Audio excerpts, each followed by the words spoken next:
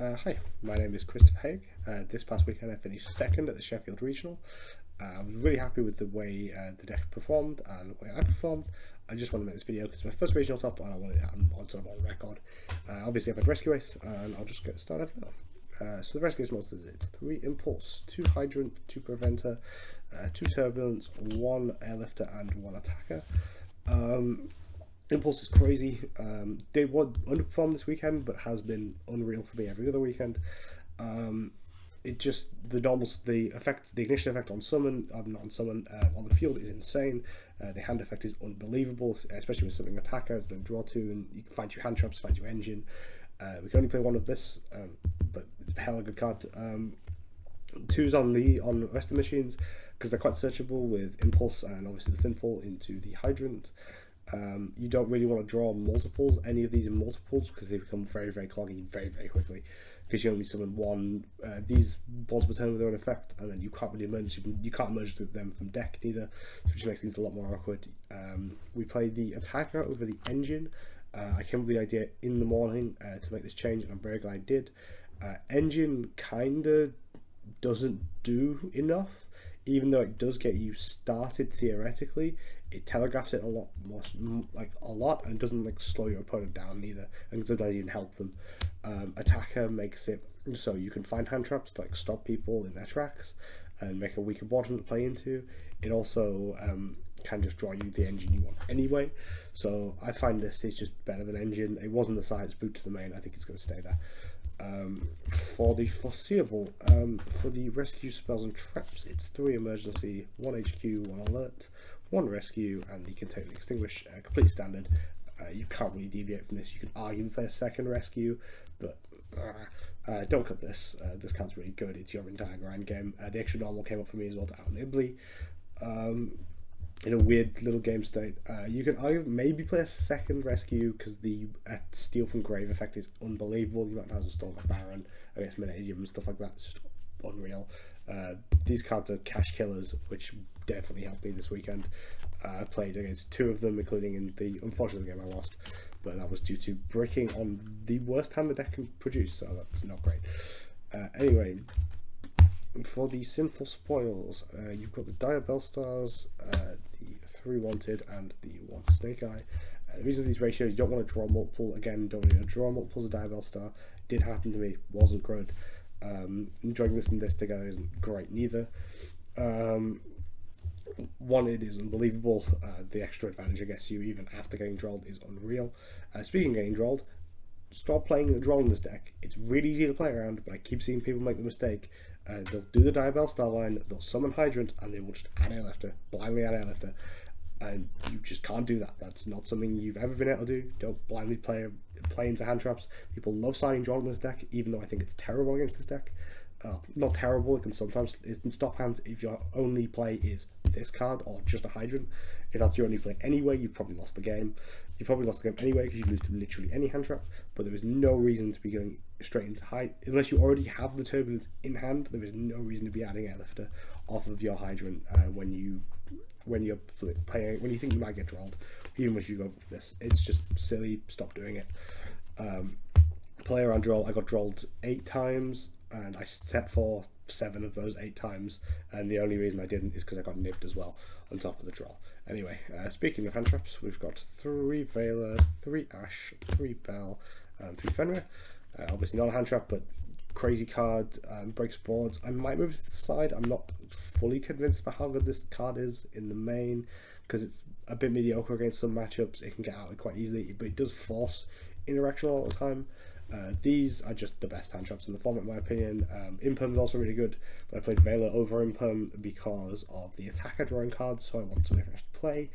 You can draw it in multiples, you can still play it, and it's also a spellcaster, which comes up for the Celine Revive spoilers. Ash is just Ash, and Bell felt really good. It's for Fire King and Labyrinth. I think especially in the next format. I think it probably stays in the main deck next format. I think this card's very, very strong. Also comes up against randomly in little niche scenarios where you can stop a Magnum of Banishing to stop its summoning, which can really slow a dragon player down, or like a Bestial, Horus Bestial sort of player.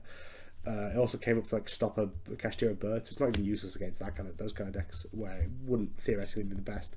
It still has some application game 1 and then gets signed out for game 2 and 3. So for the non-engine spells, it's just 3 Prosper and 1 Rota. Don't activate these first unless you're absolutely certain your opponent doesn't have Droll for some reason. I don't know how you'd be sure of that, but unless this is like trying to look for an emergency. The amount of times I drew this and I just didn't activate it and just held it in my hand because I felt like I was going to get drolled, and I did, and I got rewarded for it, is unbelievable. Prosp is... I'm stunned this card isn't at 1. This card's crazy. It finds your side deck, it finds emergencies, it finds everything. This card's unreal. It does get sided out for the heavy combo matchups like your Manadiums. You do side this out for extra hand traps. I'll explain later when I get to the side. Going on, it's 41 cards in the main. I couldn't cut it down anymore. In the side deck, we have 1 Link Kuriboh as your only Link 1. Comes up more than Anima. The second effect comes up more than Anima play. People play in Anima zones. A lot of people are respecting Anima or can just play around it anyway. But Link Kuriboh tributing a monster to tributing the Hydrant when it's activated to dodge an Imperm or a skill drain or something like that has come up for me. Not mega amount of times, but still like enough to be warrant playing it. Double SP, unfortunately mandatory for this deck. This card is unbelievable. I'll end on this 99% of the time. I was playing a Heat Soul build the week before. I found it just wasn't doing enough for me. I'd rather just end on a Little Knight after, like, you've got to jump through quite a few hoops. And in my opinion, the Heat Soul just drawing 2 what could be dead cards is like weaker than the guaranteed Little Knight banish. And it can also like act as follow up as well. If you think your opponent can't kill you, you can banish itself in a Hydrant or herself in a Turbulence, and then you've got like a massive threat coming back. You can also like help to banish something to then when you send a Preventer to someone for banished, that comes up all the time as well. We've got the 1 Masquerader, and the 2 Charmers. IP only comes up for decks like Pearly and Labyrinth. So Pearly, I will just make an SP to out the field spell, because the field spell loses you the game against Pearly. Pearly's quite a tricky matchup for that reason. It's also for Labyrinth with a card I'll show you later. Dark and Heater come all the time. Climbing into Celine to make your access code, unbelievable. Grabbing turbulences and stuff in the mirrors, unreal. Dark, I stole a Borger this weekend. I summoned a heavy Borger and then burned my opponent 50 by revealing a Bell and a Hydrant, which wasn't relevant but incredibly funny. Also, this can search your fire Impulse, which comes up very rarely, but it's something to remember. Then we've got one of the last negatives is Sunlight Wolf. Comes up mainly adding an Impulse or Preventer back from grave to hand. Don't make it too often, but like it's nice to have, and the X deck's so flexible. There's like a few mandatory slots, but speaking of which, this is definitely a mandatory slot. The other link 3 is Trisbana. That's the one I was talking about for IP. Against Labyrinth, you will IP. You end on IP, and then if your opponent sets up stuff and attempts to leave the main phase, you can just trigger it, summon the Trisbana, and then use your rescue or your emergency to summon to the zone. Importantly, even if you summon and immediately tribute under the Trisbana zone with emergency, it will still trigger and banish all the stuff and get a bit of burn damage in. This makes access code and wins you the game.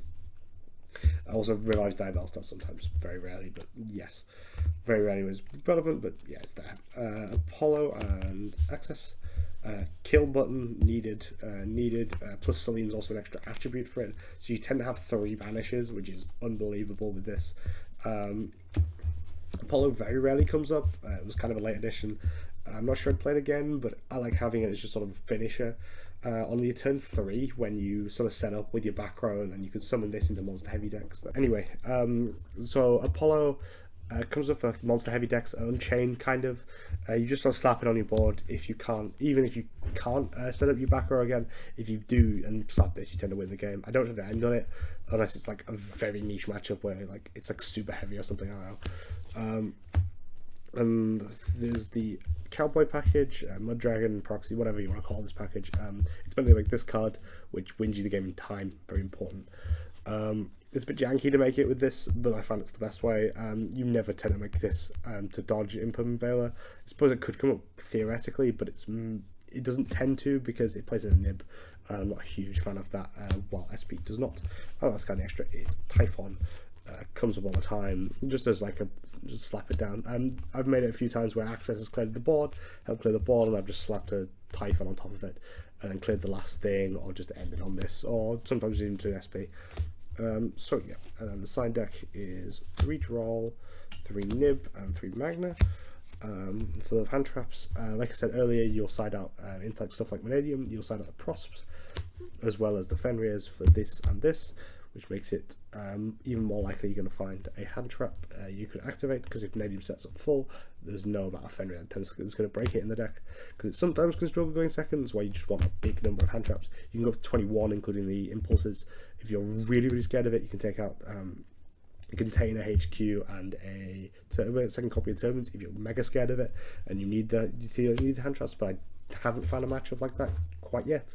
I was at one point doing that for Vanadium, but I found just doing the 18 tends to be enough, because you want to see multiples. This is also for tier and stuff like that. Came up against Unchained, where we played Cillian on game. Neither was really so engine, but I found these, and they kind of just played. I played Bestial Control, and it just won me the game.